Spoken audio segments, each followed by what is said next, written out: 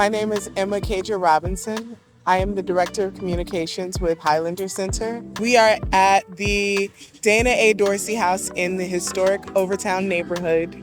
I'm excited to be in conversation with organizers and creatives and people who are moving and shaking in Miami.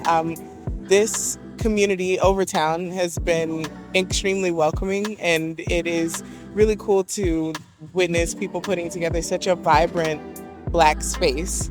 And so I'm excited to be in conversation with the people who are making that happen. Can't talk about the history of Overtown, the history of Black folks, without doing it through art, through literature, through human beings gathering in one place to discuss the importance of art and to discuss the creative process that it takes to create art. And so I think it's extremely important to bring art into the community like Overtown, a place that has so much history. The power of the pen. Art, literature is transformative. It's a way to archive the human condition. It is a powerful way to induce introspection, outrospection, to really take hold of what the world has to offer and to see where you place inside this ever-changing, ever-evolving world. So I think through literature, through the power of the pen that can actually shape the human condition, it's really important to really take it not for granted.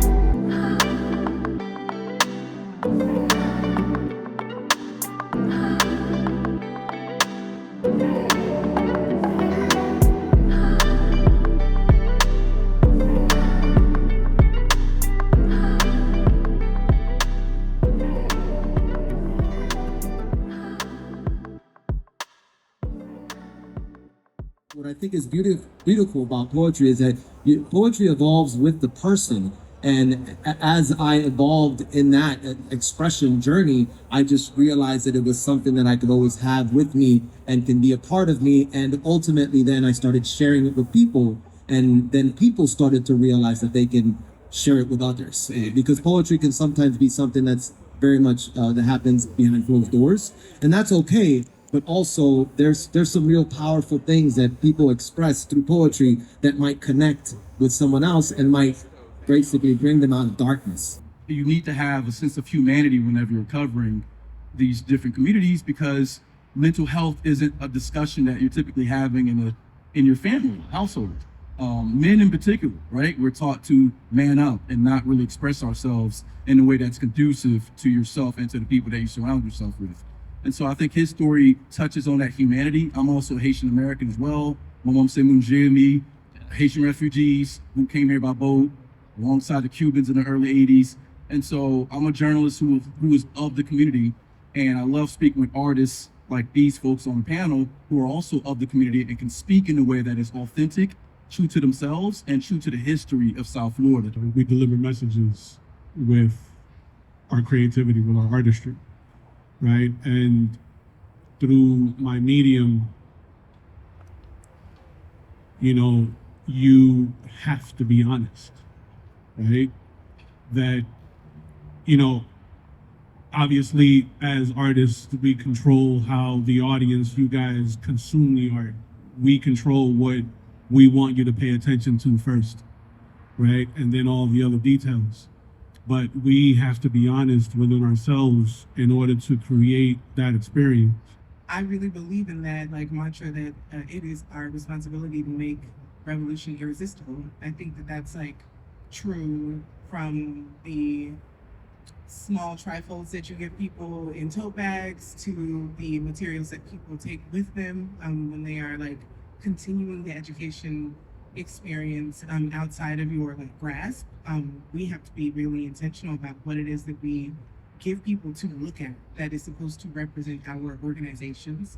But what I found very interesting is just how divided the country is, not because of just political views, but the way in which we consume media. And you made that really solid point about how artists typically work on art to sort of like not manipulate the way in which people view their artwork, but it is supposed to evoke some sort of emotion, some sort of feeling, and bring out some sort of message. Media works in that way. There's a magic that happens there. There's a quick connection because there's a vulnerability that happens, and you drop the facade quickly. There's no small talk.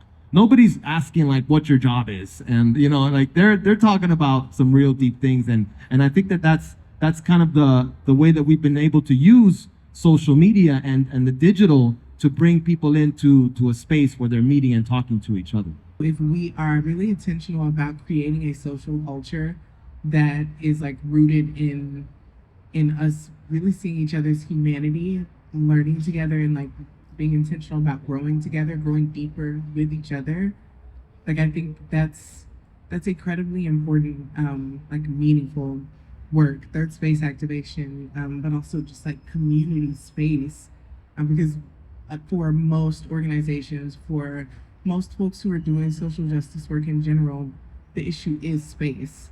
It is having a place to do your thing.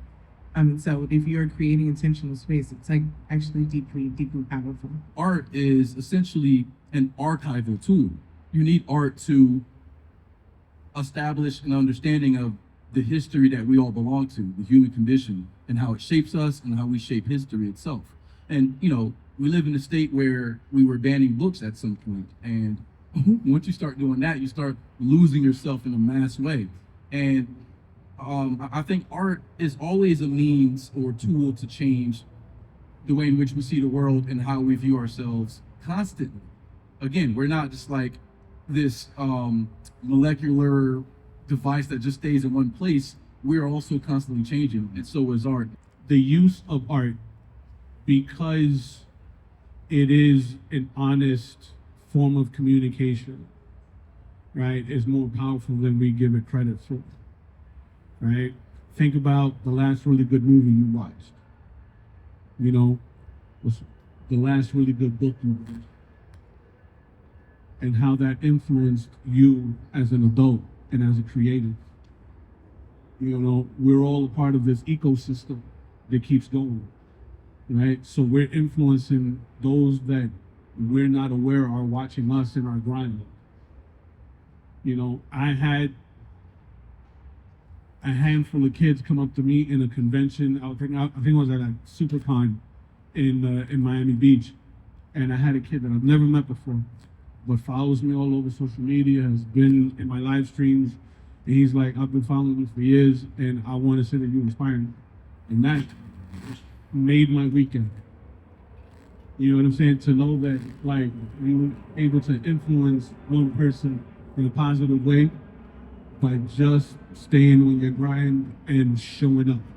It's an honor to be an artist, so I appreciate that. And I just want to continue to exist in a world where that is leveraged to me, because I am here because my ancestors sacrificed so much for even me to be sitting here to say I want to be an artist and that to be a reality.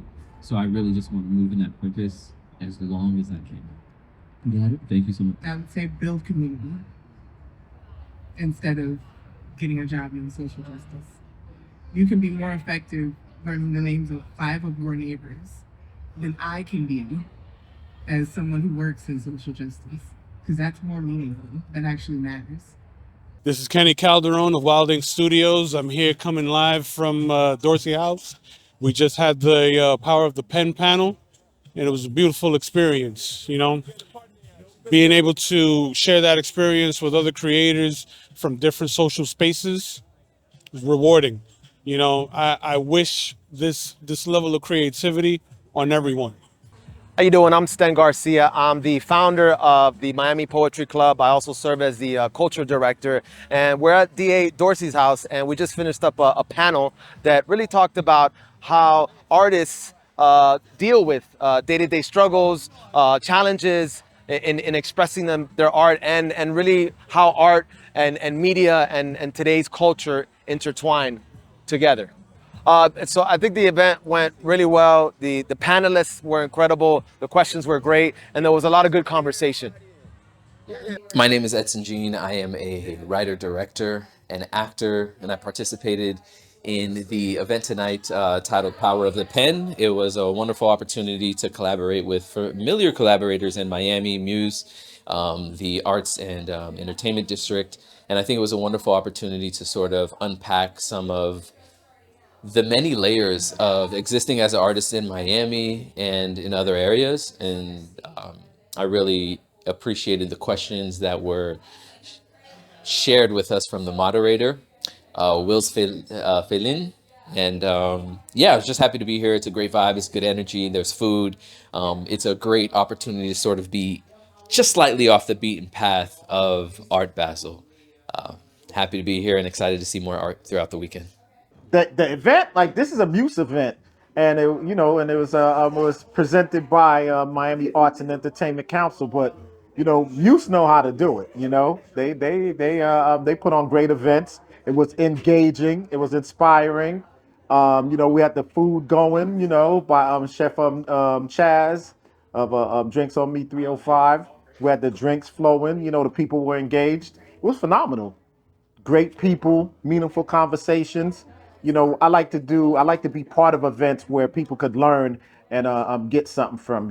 They could walk away with some sort of knowledge on how to help take their situation to the next level, their business, their artistry. And that's what it was. The panelists provided some great information and great insight about the industry.